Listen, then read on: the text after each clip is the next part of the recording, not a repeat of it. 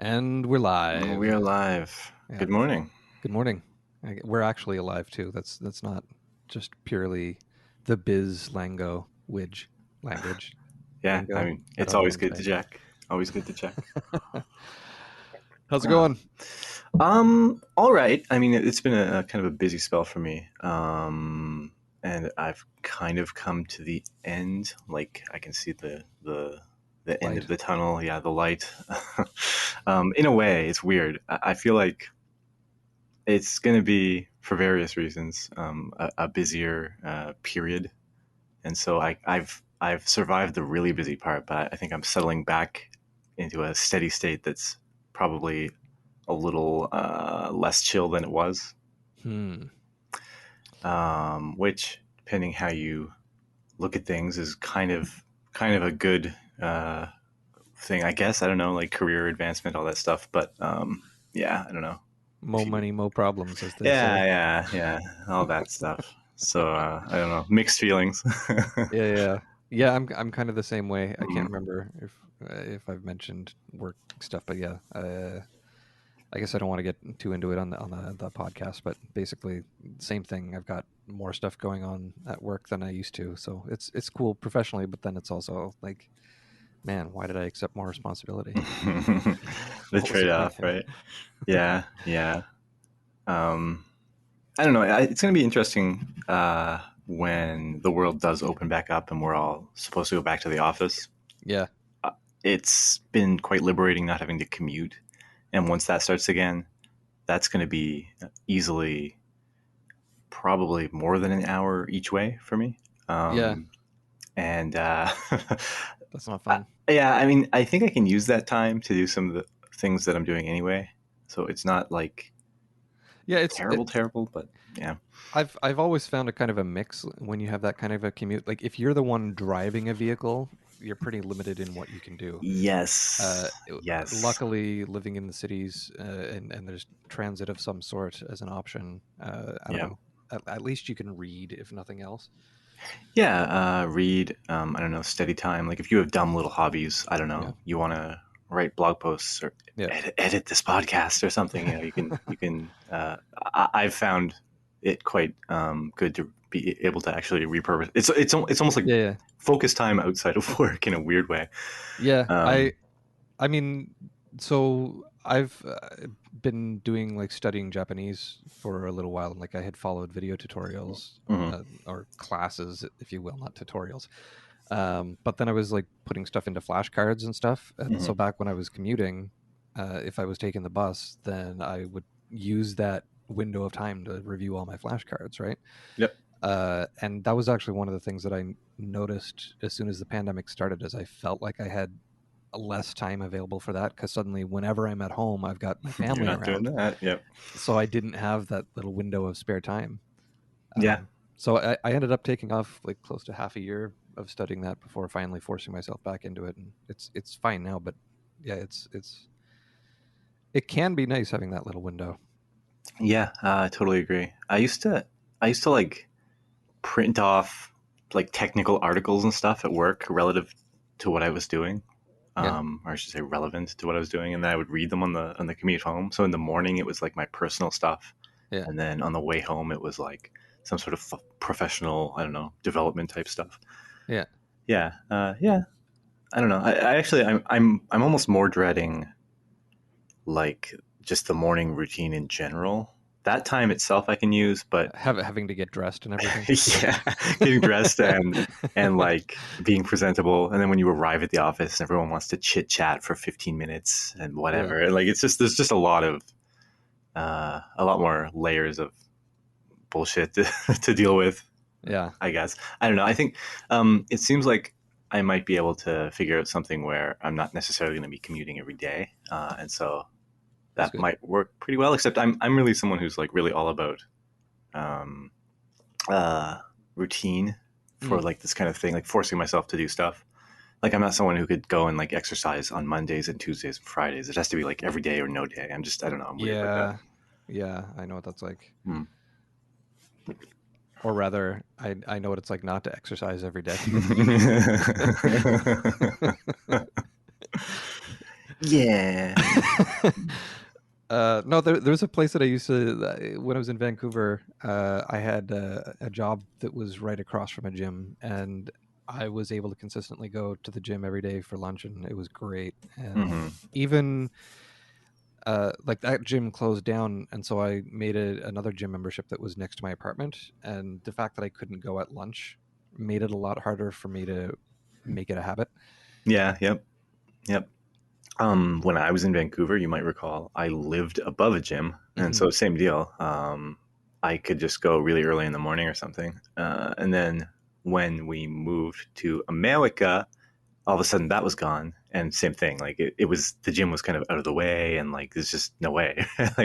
With my level of willpower, I guess it was kind of a problem. So I'm back in the situation actually now where we have a gym in the building, Mm. and it's actually a pretty decent one. Um, yeah, and it's free, so almost free is almost. I mean, I should say it's a bad thing, but like when you pay for it, you're like, well, I'm paying for it, I have to go. When Yeah. it's free, it's like, yeah, I'll get that habit going. You know, I, so I I oddly feel almost different. Like if I have free access to something, I'm like, oh man, I got to take advantage of this.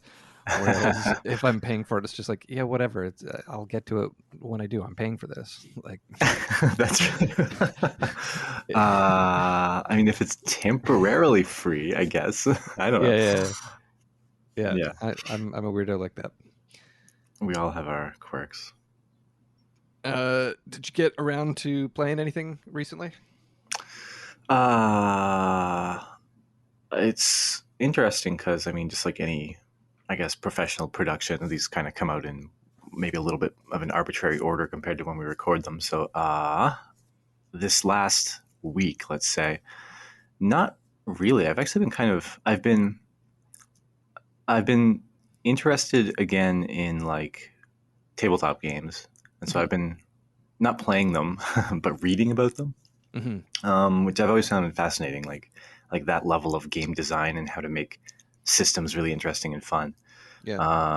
And so I've been kind of just reading about like the new Magic sets that I haven't played with because of the pandemic, and just some board games. I did play. We had like a work event where we played Virtual Dominion. I don't know if you've played Dominion or have heard of it. No, neither. Yeah, it's like a deck building game. If that means nothing to you, there's like kind of Like this like like category. What's that, like sorry? like preparing to have a barbecue out on your deck. Yes, exactly. I have no follow up joke. Uh, anyway, you like, I don't know. I'm going to butcher any sort of reasonable explanation, but it's like you kind of have your own deck you play with. It's Yeah. different than like a collectible like Magic type game. It's like you in real like the point of the game as you play is to like collect cards that you then go back through and build hands out of and play again. Hmm. I don't know. There's like a lot of these kind of game. It's a popular thing now. But anyway, Dominion is I think um, one of the more popular ones, the ones that kind of represent the genre, if you will. So I've played that a little bit. I forget when we talked last. I finished Lufia 2. And then obviously you had put out a, I don't know, I'll say recommendation. Request. Yeah, Yeah. request. And yeah, I actually did play through all of What Remains of Edith Finch. I did not get a chance to get into Life is Strange. So that one is still kind of on the back burner. Life is Well, Strange too, but I did play through Edith Finch, so I am armed and ready. awesome. Yeah. Awesome. Uh, yeah, it's been for me. My kid has been pleading since January for Super Mario 3D World and Bowser's Fury. Mhm. So I finally broke down and used my shopper's optimum points and got that for free. And so he played through Bowser's Fury in a day and a half, and I played through part of it with him because we had Canada Day earlier this week, so I Oh, was very able nice. to have Yeah. a whole day off to game. Um, Cool. so I guess that's kind of like almost polar opposites, Edith Finch and Bowser's Fury. Like one is like I guess they're not completely polar opposites because I felt like Edith Finch did have a lot of gameplay stuff in it, even though there's like no possibility of like death or like getting points, for example. But it's much more narrative focused than Bowser's Fury, which is like incredibly gameplay focused. I haven't played Bowser's Fury, so I can't use it as a reference in any way. I mean, I don't know. Mario, the Mario series tends to be less like narrative focused in general, so It's it's easy to it's imagine. it's an interesting one. It's not incredibly long. Mm-hmm. Uh, it's it's longer than say Mario 1 was, but probably shorter than Mario 3, for Okay. example. But it plays, I guess, if you imagine Mario 64 type mechanics, or like Mario Sunshine, or any of the 3D Mario games. Mm-hmm. It kind of plays like that, but in one open world, as opposed to having to go to discrete levels. Excuse me. Interesting. Okay. And then it has like a game changing phase where like Bowser is like asleep for the daytime, and then he comes out when it's raining and nighttime and is like breathing fire all over the level and stuff. So it's like everything becomes really hard for a few minutes while he's out. Interesting. I mean, so it's a platformer though, right? Yeah, Okay, like like a Mario. yeah, like it's based off of the Mario 3D World stuff where you can get a cat suit. Gotcha. Gotcha. Yep. So it's, I don't know, it's pretty good, and it's multiplayer as well. Like I got to play as Bowser Jr. Cool. So I got to Okay. fly around in a clown car. Cool, cool. I was actually looking for something interesting that was multiplayer to play with the kids, just like on the weekends and stuff. I noticed any game where there's like no threat of death, they'll Hmm. happily play for as long as you just hand a controller to them if you really wanted to, which is different than like, excuse me, like if we're playing a game together with any threat of like dying, they just freak out the second there's anything on the screen. I You said that you played through Mario Galaxy with them. Yeah, there's like all the different parts you can play where there's like no enemies. Yeah, Especially like in the second one, they'll usually play the part where you're on the. I guess I don't know if you've played the the second one. spaceship. Yeah, it's like the Mario head spaceship. So Yeah, they'll play yeah. around there, and then they'll start the level, and then kind of run around until there's like the first enemy, and Oh, then hand okay. me the controller, and it's like kind of a bit of a back and forth. But yeah, almost like my daughter was playing a lot of Animal Crossing. I mean, you Yeah. don't die in that game, right? You just plink around. So something like that that's more multiplayer, I think, would be kind of interesting. It sounds like you really should get Mario Odyssey. You'll probably have the privilege of being able to play as Mario still, and they can probably handle being Cappy, which there's like no threat of them being injured. Yeah, I have Mario Odyssey. I mean, I bought it at some point partway through Mario Galaxy, and they're always like Mario Galaxy, Mario Galaxy. So I figured we'd finish it. But yeah, even Mario Galaxy has like you can be the star thing, controlling, getting the star bits or whatever. I don't think Hmm. it's very fun. Like I'm assuming the Cappy thing is a much better, much more interesting version of being the auxiliary second player. A Um, little bit. It's honestly not a whole lot different, but they do have a little bit more mm, control in the gameplay. cool. Um, but so yeah, probably I would tackle that before the Bowser Jr. Bowser's Jr. is difficult, and Laz, my kid, has been playing for a number of years now, like half his life. so Yeah. so he's gotten to the point where he was playing as Mario, and like you do die frequently, and he was completely fine with that, and I got to play as the secondary character that can't die. Cool. Um, The less fun role, the I'll less fun assume. role, yeah. It's kind of sad as the adult to have a controller in your hand and not be the one in charge. Yeah. Um, At some level, you have to accept maybe a little bit of this is just you doing the whole. This is you playing with your kid, right? You could yeah, be playing with I don't know blocks, or you could be doing yeah, that. yeah, yeah, yeah. I don't know. But it'll be good. He's getting to the point where he's doing difficult stuff, so he'll be playing games like Cuphead with me no In time. no time. Yeah. Yeah. Um, but yeah, so that's to me kind of an interesting contrast. Is like, um, the Mario games being like super gameplay oriented versus Edith Finch. Like, what did you think of that? Like, was it a frustrating experience? Was it enjoyable? Um, I guess I'm curious. I'm curious what you thought. I'm curious why this was, I guess, the recommendation of like something that is kind of going to be maybe I don't know, eye opening, or Mhm. like what you got out of it that was like particularly interesting.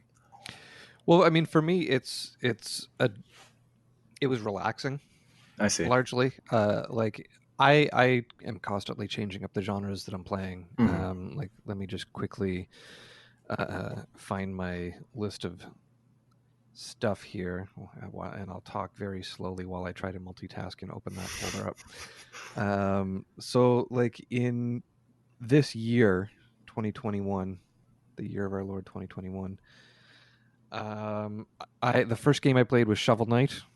The second one, Edith Finch, and then Bugsnax, Hades, Snipperclips, The Last Guardian, Cyber Shadow, Nier Automata, Mega Man 6, 4 and 5, Uncharted 4, Firewatch, Ghost of Tsushima, Bloodstained, Paper Mario. Like, there's still more games. I'm gonna stop my giant list at this point, but like, you can see there's a variety in there of stuff that's like Snipperclips is like puzzle solving, Hmm. whereas like Nier Automata is like a bullet hell action RPG, and like Bloodstained is like gothic Metroidvania, and Ghost of Tsushima is like open world action and stuff. Like, so I'm constantly going through different stuff, and some of that is like sometimes I'm in the mood for like a Ninja Gaiden difficult game, and sometimes I'm in the mood for something that's just, let me veg out for a little bit and not stress out. So to me, Edith Finch kind of filled that um, Desire. desire, urge, or whim, if you will. I It wasn't like a life changing story or anything, but there were moments in it. Like, there's a bathtub sequence that made me feel something. Um, and I just thought it was neat. Like, I've also played in the past Gone Home. Hmm. I don't know if you played that one. I'm aware of it. I haven't played it. That one, to me, is much more of the quote unquote walking simulator genre of game, where you just explore the house and there's stuff to interact with, but nothing really happens beyond that. I see. Whereas I found that Edith Finch was quite clever in that, like, I don't remember how many stories there are, like 10 stories or something, and Yeah. each one had like a unique gameplay thing going on, Right. or if not necessarily a unique gameplay, at least a unique like style to it. Yeah. Yeah. I understand now what you mean when you say that. Whereas before I wasn't sure when you were recommending the game. But yes. Yep. So to me, it's something that's like approachable into that direction of like the heavily narrative based stuff that has no real challenge to it, because it's still changing stuff up and giving you a variety of mental exercises to do Right. and Yep. appreciate. Gotcha. Gotcha. Um, I guess for me, so first of all, I didn't. It was fun. Like I didn't uh, dislike it or anything. I would say I always have this thing I say, which I've used the phrase a million times, and it sounds pejorative or something, but like this idea of a game that's just like pressing buttons to push a story along. Hmm. And I still would apply that here. Like I just really strongly felt like it was that kind of game exactly. Hmm. Um, I guess when like if I can go on a little bit of a tangent, I don't know. In my mind, I always kind of look at video games and divide them up into like kind of their parts. I'm not trying to like be the smart, snobby like analyst or anything. I'm just talking out of my ass. But like I kind of see there as being like the game, if you will, and like the flavor, if you will. Hmm. And like to me, it's like it's weird that we, in a way, I guess, that we call all of this a video game because Hmm. I almost can look and see a game in there and then a non-game, and overall, it's like kind of an experience. And that just sounds like a bunch of hooey bullshit, maybe. But like for Edith Finch, I think is a good example of that, where it's like you have a product in the end that doesn't even feel like necessarily like a game to me. It's almost like this interactive experience. Hmm. I had a really so I used to there was this friend I had who lived nearby me, and we would always like go out and get like fast food and talk about whatever game design until like 3 in the morning every weekend. It was Hmm. an interesting period. And then he moved to Florida, so that ended. But he had all these like theories, I guess, of like this kind of stuff, and he was talking about how uh, I don't want to There's my Yeah. beeping phone. I don't want to misquote him, but basically, I'll attempt to quote him as best I can. He was Let's saying, paraphrase instead of paraphrase, quoting. yes, paraphrase as best I can. But he was saying like how easy it is to like tweak certain things about a game, and then it feels like an entirely different game. Um, and like one of his examples was like how if you had chess, like in normal chess, people would just move the pieces, but maybe there's like this version of chess where like every time it's your turn, you have to like tap dance a certain way, and depending what type of dance you do, that can be read as a move, and then the piece will move in a different way, and then now it's almost like a whole new game just with that. Yeah. And to me, it's like I don't know. I guess I still find the same rule set being applied. Like to me, it's almost like you've just changed the interface to that game, right? Yeah. Like before, you would reach out your hand and move the piece. Now you Hmm. have some other means of making the piece move. You're like dancing around, or like if it's virtual, if it's a chess video game, you're clicking the mouse. Like there's an interface element, I guess, right? Mm. Um, I guess the last part I see in there is like I don't know what you call it, I guess, but like implementation, I guess. Hmm. Like if you think of say a Mario game or like Adventures of Lolo, it's like there's Adventures of Lolo and Adventures of Lolo 2, and like as you go through the series, it's basically the same game every time. It's just like Hmm. a different set of levels. So Hmm. it's like that, like given your rule set and your implementation to that and your flavor around that, how do you then go and implement that and blah blah blah blah blah. So I don't know. I kind of see games as those four layers, and here this particular game I think is a really good example of how I would see it because I don't know. I don't for Edith Finch, I found it was interesting to sit down and play through it, but like it didn't feel like a game in that same sense. I don't Hmm. know what the right wording here is. It almost just sounds like a snobby view of things or something. Um, and so all of that doesn't really matter if you're able to play it and have fun. Who cares? It's like this unnecessary thick layer of analysis, I guess. But like for me, I don't Yeah. know. Yeah. Yeah. It just when I think that way, it's very clear what games I personally will like what I'm really what really appeals to me. And this is not typically the type of game that's in that genre, Hmm. which we know. So I guess as I'm playing Edith Finch, it was interesting, but I just have like I'm wondering for you, for example, like what you felt was gained by making this say a game instead of a movie. And so I thought about this. I thought about what not Hmm. necessarily you specifically, but people who maybe like are really excited about this game is would be thinking. And I I I don't know, kind of. I mean, I think like there's things that making this into a game would add outside of it just being a movie in terms of like making the experience I guess more immersive. Like we were talking about immersiveness last time. Hmm. Like maybe like if there's like a gate on the side of the house, like if it's a movie and you're just watching, Hmm. the person would just walk up and open the gate. But in the actual game, maybe the gate is hard to open or something. And it's like that experience when you're the one who has to open the gate is different than just kind of watching people on the screen do it. Or like when you're lost wandering around the house, there's a little bit more like I'm really lost. This is really me doing this, and it's my own pacing, and I have to figure this out. Hmm. Whereas, like in a movie or something, if the characters want to get into some house and they're just circling around, it's like you have less. It's less driven by you, so it's less immersive or something. Hmm. Which I guess goes back to what I was saying when we were talking last time about narrative in games. For me, immersion kind of goes out the window as soon as I feel like I'm pegged to some story. Then I Hmm. feel like more like an observer. This isn't too huge of a tangent, but let's use a quick, like a house as an example. Like if you're playing a game, let's say it's a game similar to GTO or Red Dead Redemption or something, and Hmm. or Skyrim, and you're wandering the woods and you come upon a house. Who knows, right? Maybe the house is empty. Maybe there's people living there. Maybe it's just a piece of the environment. Maybe it's old and run down. Maybe you can break in and there's treasure in there. I don't know, right? Yeah. That to me is like a lot more immersive than there's a house in front of me and I know I have to go into that house. Like I know this game is going to lead me into the house. Yeah. That's where I have to go. That's it. That's the story. It's a linear story. And so that already makes me feel like an observer anyway. Yeah. Yeah, and so that's where like a game like Edith Finch feels like this almost like this interactive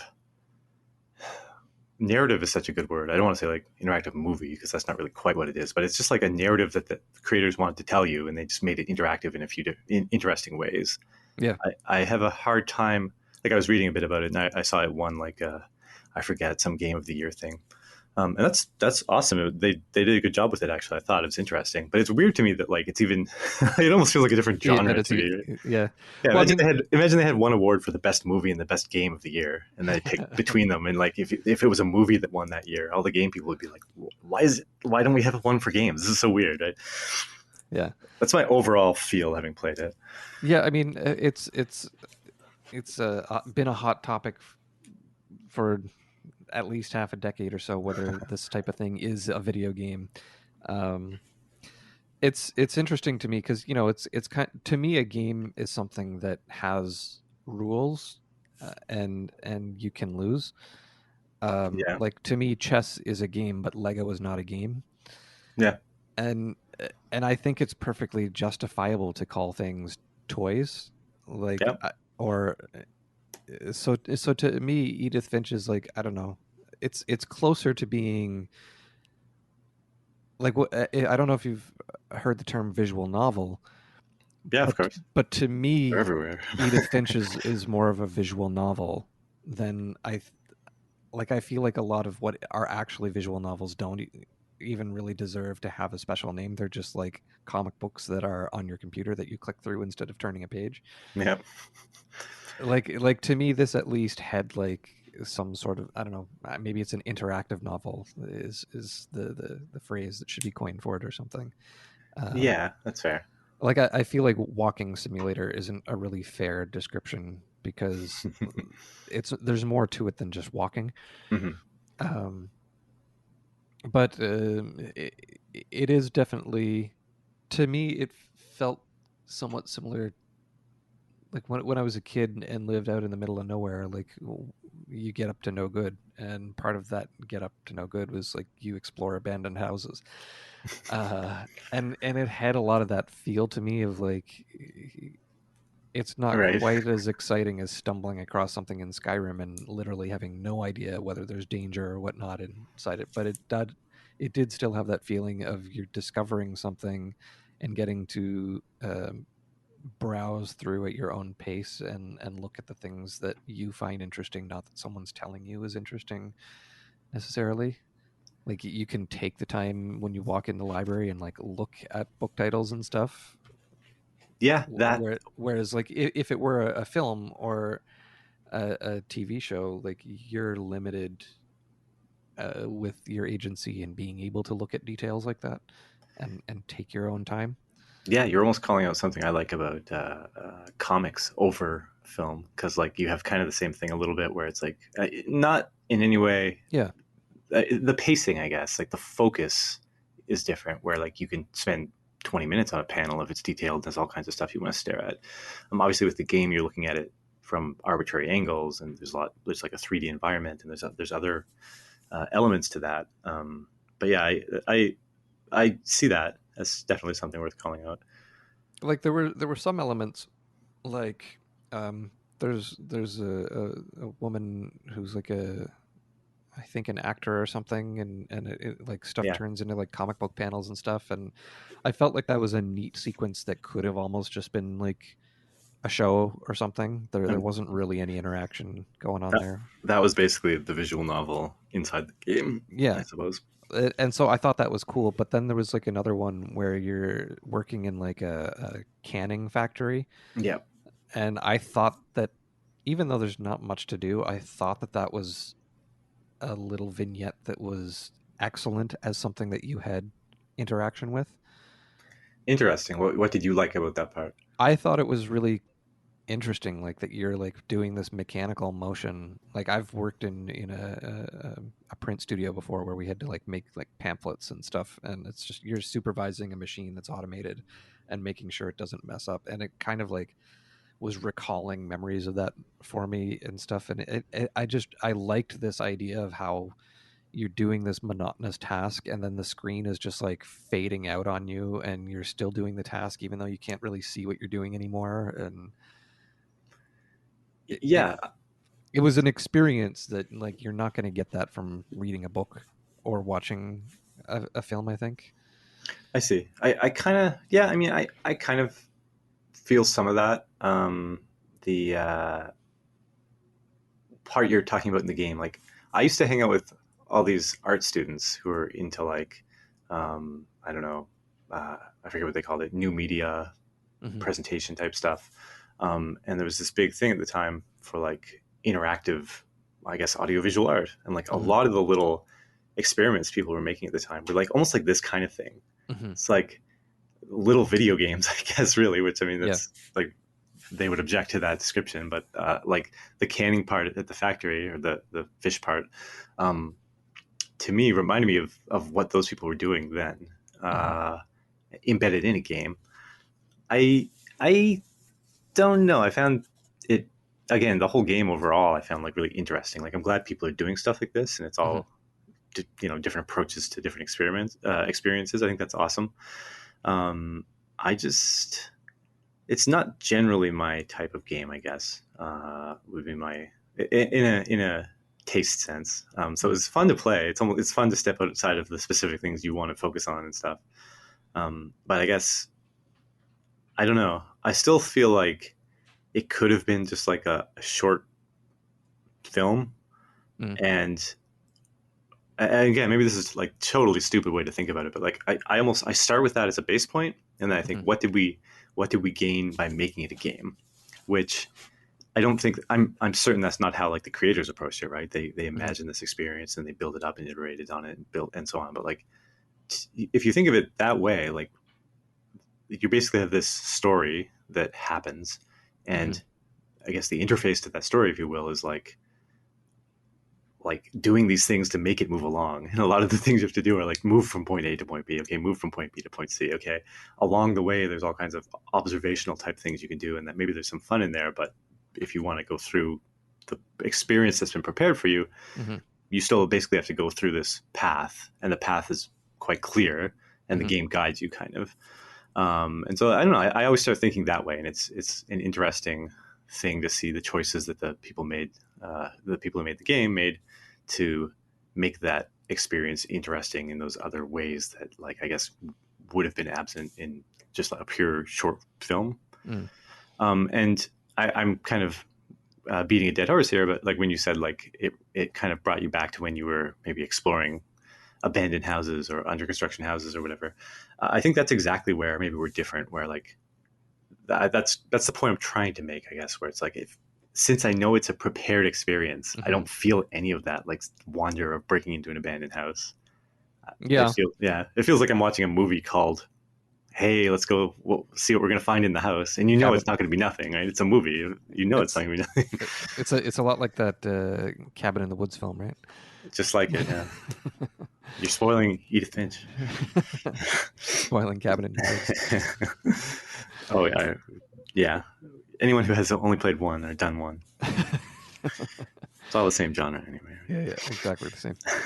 Um, you used the word interface there, which kind of stuck out to me because I felt like that was the strongest aspect of the game is just how it interfaces with you. Like I've been getting this past year a lot more into UI design and UX design, user experience, and to me, I felt like what was there was well done from that UX point of view. Like any of the stuff that you do interact with, I felt was done in a nice way. Like from the little things, like as you approach something, like you can see like the little glowing dot over it. And Yeah, then as you get within like a certain radius of that glowing dot, it like animates out into like a hand so you can tell that you can interact with it and stuff. Like there's little things like that that I found enjoyable.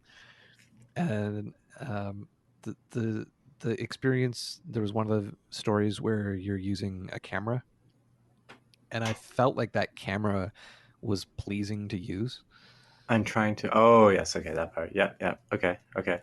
Like there wasn't much to it. Like it had like autofocus on it, so it was basically you look around at stuff and then you can press the shutter button. But there was something about that that like felt nice to me. Like like when you play any of the PlayStation 4 games and they've got a photography mode, it those photography It's just a modes to me, screenshot, isn't it? yeah, it's like doing a screenshot, and it doesn't feel like you're using a camera.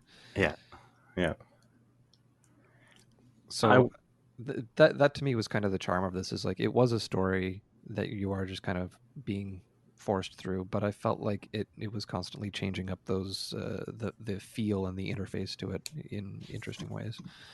Yeah, I liked that I played it. I think it was a valuable experience to have played simply because it's fun as well, but just for all of these reasons, right? It's another game to talk about and relate Yeah. to in different ways. Game, if you will, experience, if you will.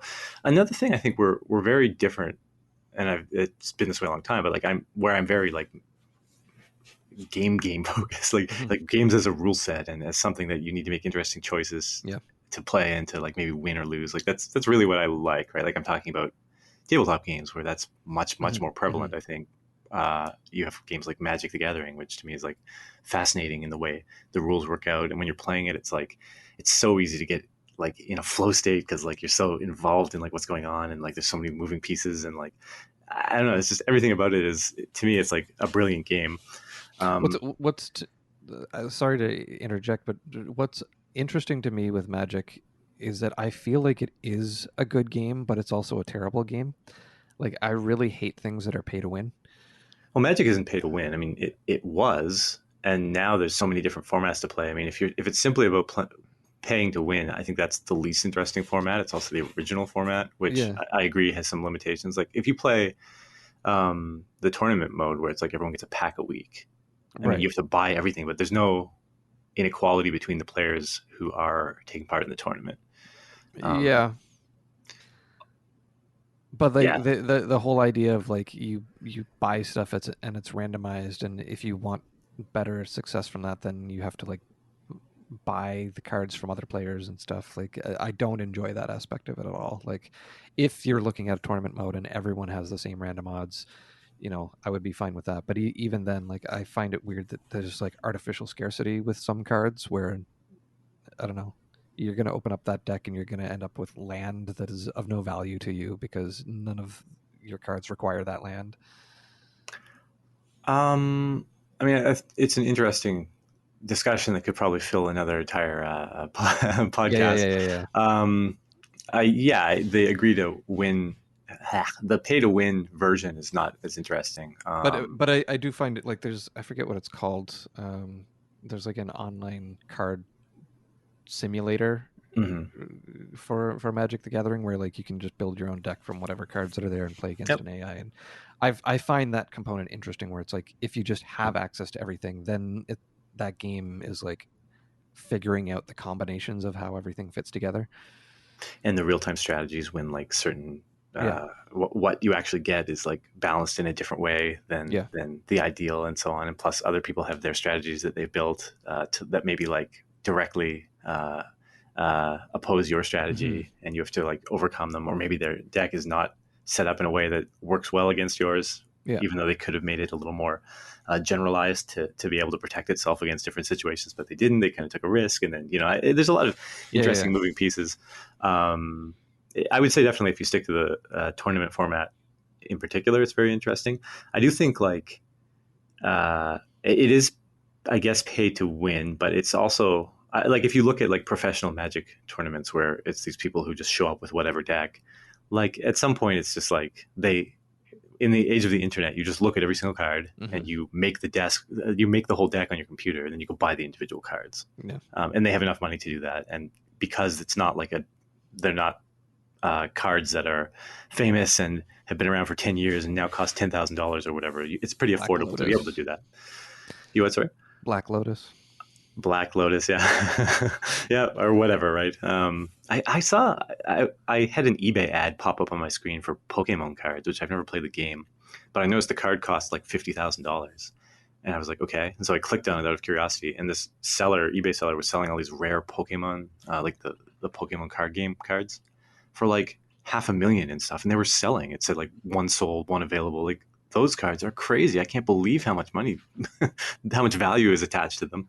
Um, anyway, I digress. I'm trying to go back all the way to the point I was trying to make. I guess just yeah, like the things that excite me are like that kind of thing, and you can see how there's like it's a very different genre than something I usually play. Um, yeah, I don't even remember the point I was trying to make. So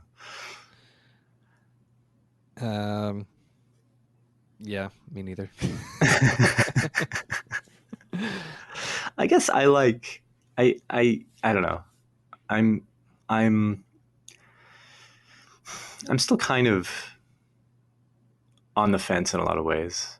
Uh, like I'm thinking of games I've played that are kind of more narrative focused, but then um, like there's elements in the game where you have to make choices that Yeah, control the outcome, and they're choices that are interesting. Like I think when this kind of game is done extremely poorly, it's just arbitrary, right? It's like yeah. in Deja Vu, if you've played Deja Vu, Oh that yeah, Pokemon game, you walk to the right or walk to the left.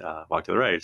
You fell in a hole and died. The end. yeah, Like yeah, not that yeah. kind of stuff for choose your own adventure books, but like I don't know. There's almost like gameplay elements or things like I Yeah. actually really enjoyed. For the most part, anyway, I really enjoyed the Phoenix Wright series, Hmm. which is kind of outside of my general like interest games wise, but like just I guess the story was amusing enough that it was kind of fun, and there was enough like you have to find the clues and you have to do this and you have to like in the courtroom scenes say the right things.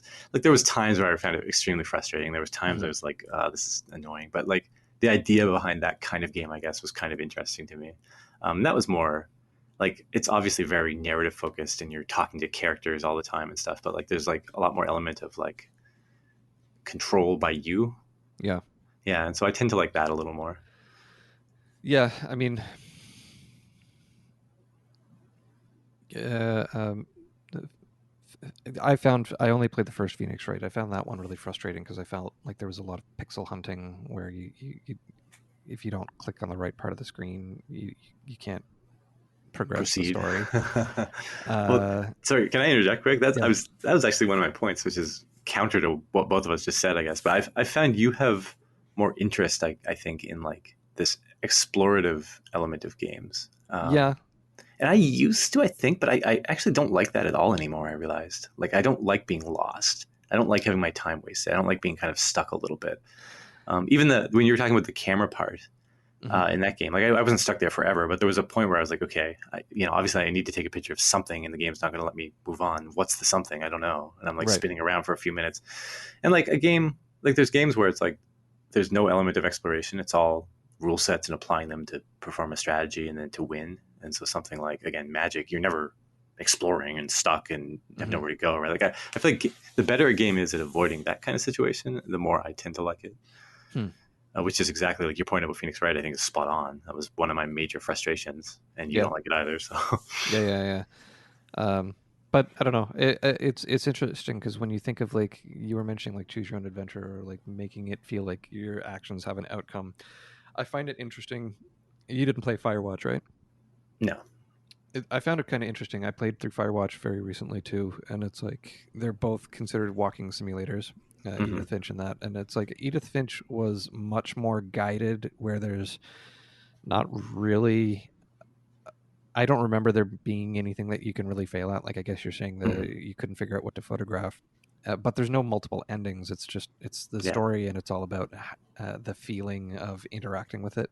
Yeah. Whereas Firewatch had a lot less stuff to do, and you're Mm-hmm. walking around this valley and you've got a map that you can find your way around with, but it's there were small choices that you could make in your dialogue with another character where it kind of felt like you were influencing the story a Mm-hmm. little bit, like it felt a little bit more personal, but at the same time there was like not as much to do. So I I don't know, it's a fun story, but also it's just like I don't know, my preference is Edith Finch I style. yeah, well, I think my preference overall is to have games that have a really good mix of the gameplay Mm-hmm. with the narrative. Like, I don't know, something like Near Automata. I felt like it was an amazing game. Like it's got some story to it. it makes you think about the world that's going on, but it is also quite engaging, and like there's lots of dodging and dying and stuff in it that makes it like a challenge. Um, so I don't know. I'm always enjoying changing it up and going back and forth between different genres. I'm not one of those people that like I only want to play racing sims or. I mean, I play a lot of genres too, but I tend to focus within the genres on like, I guess the games that are a little more gamey. What's the like mechanics based? Or there's probably some stupid wording, but there's actually a game in there somewhere. Yeah, is yeah. is more interesting generally. I'll say generally. Have you played Night in the Woods? No, not yet. No. Yeah, so that's another one that to me. So I played through that, and it was probably, I don't know what its official genre is, but I'm sure it's like in the same category because it was exactly this kind of thing to me. This like push buttons to make a story happen kind of game because there's no, you can't die. You just play until you hit all the conditions that move the story along. But Yeah. a lot of people enjoyed it for a lot of the same, I guess, reasons you brought up for Edith Finch, where it's like you can basically, depending what you want to see, like you can just skip over things or you can stop and focus on like the town and certain side characters and how their story is developing, and you can like I don't know, like interact with things in the way you want to push the story along, but the story is quite linear and set in stone and moves forward, and then it has something which you called out as a strength to Edith Finch, but I generally dislike actually, which is like the I would call it mini games, but like kind of like instead of having a solid way that you play this game, that element gets changed up as you're playing. I tend to find that jarring, and this kind of has that. Like you'll have effectively these mini games where it's like to go on, you have to like shoot an arrow at a can hanging on a tree or something, that kind of thing. Yeah. I don't know. It's kind of in a way a very similar game. I had similar feelings coming out of that as I had for Edith Finch. Yeah.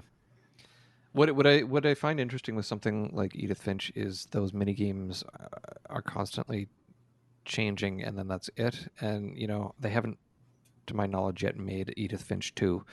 So Right. if they do, I don't know what would come of it. But I liked that it was kind of fresh within that experience. Where I tend to hate mini games is like Zelda, for Yeah. example, where it's like you go fishing in one game and then you go fishing again in the next game and then you go fishing again in the next game, and it's like I see. It's kind of interesting. like you're digging holes in one game and then you're digging holes in the next game, and it's like if you're going to give me these little changes in the gameplay, don't make it the same from game to game. Like give me a fresh experience. I think that's Zelda's thing. It's like every time you have to have a digging, you have to have a fishing, you have to have a whatever, shooting the arrows. Like it's like it's almost like the fan base wants that, and they're going to be upset if the next Zelda game doesn't have any digging in it or whatever. Right? Yeah. Like at this point, it's just such a beaten in thing. Yeah. I don't know. I think if you're, I don't want to speak for some weird minority of gamers or something, but if you're someone maybe who is like super focused on like the rule set and the games and stuff, I don't know. I just find it jarring when it gets changed up significantly. I always throw chess as an example, like it's somehow representative of everything, which is silly. But like, you never stop playing chess and like have a little side game of tic tac toe to decide something. It's just like you're focused on chess, like that deep strategy. And so that's, I don't know. I think for me, that's the most interesting part of games is like how to design that, given like whatever flavor is there. If I go back to Magic for a second, like every Magic set that comes out, there's some narrative, and it's not much of a narrative that you play through. It's like, the world has entered this phase, and there's some army fighting this other army. Okay, go ahead and play Magic. It's more of a backdrop, really, and I actually like that. It's just in a flavor that you really feel like, and like all the awesome art and stuff. Like you really feel like you're shooting fireballs at this other person who has some other power or something. Like that's fun. I don't feel like I'm constrained to some story. So maybe like for me, I'm all about flavor, but I'm less about a highly structured narrative that you have to go through to kind of arbitrarily be able to say, okay, I beat this game. Like I'm almost like nowadays, I'm way less interested in beating games because it just means sitting through a story, right? Yeah. In many cases. I mean, I'm one of those people that loves to beat games but doesn't love to complete games. where I feel like when I do go through the main story, that's enough for me. I don't feel like I need to collect the 999 Korok seeds. Uh, You know what's funny? I think I'm exactly the opposite. Like to me, the little like what you're calling completion is like a game that needs to be accomplished and won and done. Whereas like the story is depending on the game, kind of maybe like more arbitrary. Like yeah, just give it to me and tell me, and then I'll do the game parts. yeah, Except I find that the way most games are actually made is that it's a chore to complete them. Like it stops being fun very quickly, yeah, which is another problem I have with like just how some achievements are set up in a lot of games that have achievements, especially arbitrary ones. yeah, So I'm certainly not a completionist at all, but like the idea of having a task to do that's kind of difficult yeah, is more interesting than beating the game if done well, I yeah, guess. yeah. Like I mean, if you think back to like Castlevania Symphony of the Night, for Yeah. example, um, I'm the type of person that I think I did max out the map completion in that. Hmm. Um, and like there's bosses that you have to fight that are like harder than the boss of the game. Hmm. And I'm happy to go through and do that. But like if there's like, I don't know, hams hidden in walls that you have to break and you have to collect all of those in order to get the map completion, like to me that's just like piss off. Like just no, I Yeah. don't. It's kind of like that's one of the things with the Mario games I find kind of just like I like how they're structured because like there's actually X stars and you Yeah. only need Y to move on, and so you're not required where Y is less than X. You don't need to go and get every single star, right? There might be Yeah. like 100, but you only need 60. Yeah. But then of course there's 100, and like people online give you their list of where they all are. Like I'm not the kind of person that's going to go and get every star, Yeah. and I think you could argue on whether that's a good design or not. I don't know. I actually like that because it lets you kind of choose the stars that are fun for you to go and get. It's Uh, it's it's interesting because it's a series that has taught right from the very first Super Mario Bros. Game that it's okay to skip levels. yeah, yeah, yeah. Maybe a little more explicitly now. Like it's not even a secret anymore, right? Yeah. Um, yeah, I like that. I like that. I mean, there's people that want to complete it, and so they go and do, and there's a game element there for them too. Hmm. So I like that design. Well, Somebody, we're coming up on an hour here. we are. I don't know what to say anymore. I recommended both Edith Finch and Life is Strange at the same time, and I went with the Edith Finch as a recommendation just because I felt it was going to be more approachable because of Mhm. the different activities to do. Mhm. I'm now questioning the Life is Strange one a little bit more because I felt like, from a story perspective, it's a great story. I feel like it would make for a great film or TV show. Mhm. Um, and I think that a large part of the reason it succeeds over those medias is because there is some agency, and depending on what actions you take, things will change and feel as though you're in control. Yep. But it is also a game that doesn't have things to do. I think I still opt to play it because you highlight it as a game that was interesting to you on the whole like narrative focus side. Mhm. I myself, I'm acting like I narrow in on some subset of games and really want to only do those and not focus on the others. I wouldn't mind having more experiences on that other side Yeah, in my whatever I'll say that toolbox of things to talk about. I'll say that it has less gameplay than Final Fantasy VIII, but it has a better story than Final Fantasy VIII. So does everything. Cool. Okay. Well, let me. I know it's a longer game. Yeah, Get to yeah, it quite. sometime. Yeah, Yeah. um, it's a chapter based game though, so you could always like pick up a chapter and play through that over like a week, and then give it a rest for a little while and come back. Yeah, that sounds good. Or even like I'm okay with playing a chapter and then kind of having a feeling for Yeah, you know I don't know, like if I'm really not liking it because it's really not my type of game, I could put it down. yeah, I can Final Fantasy 9 it, no problem. yeah, yeah. Cool. Okay, well, I guess we should wrap up for the day. Wrap it up. All right, let's do it. What are you playing now? I keep meaning to start The Last of Us Part 2. Oh, right on. And I just told you at the beginning we bought the Mario World plus Bowser's Fury. Yeah. So we finished Bowser's Fury, but we still need to play the 3D world part. So Cool. Cool. Cool. Very cool. Very cool. I'm kind of looking for a new, like I mentioned, like if there's something I could play with the kids that is kind of spot on, something we could all be playing at the same time. Some game that would be interesting for everybody. So I would say maybe I'll start Life is Strange. Maybe I'll find that game and play that with the kids. I don't know, but I don't have a game lined up. Snipperclips was really good. Can you play it with 3 people? You can play it with 4. Oh, cool. I don't know how good it would be with an uneven number of people. I see. I'll look into it. So yeah, you can definitely play 2-player, and you can play 3 and 4, I believe. But I feel like with the even numbers, it would work better. Interesting. Maybe I'll coax my wife into actually playing games with me. That one would probably be good. I can't think of anything else offhand for 3 people. Like if they're into the Mario 2D games, then the Mario Wii U Deluxe. Right. Yeah. Yeah. That's just. I feel like they'll die and get frustrated. So. Well, there's different characters that you can be.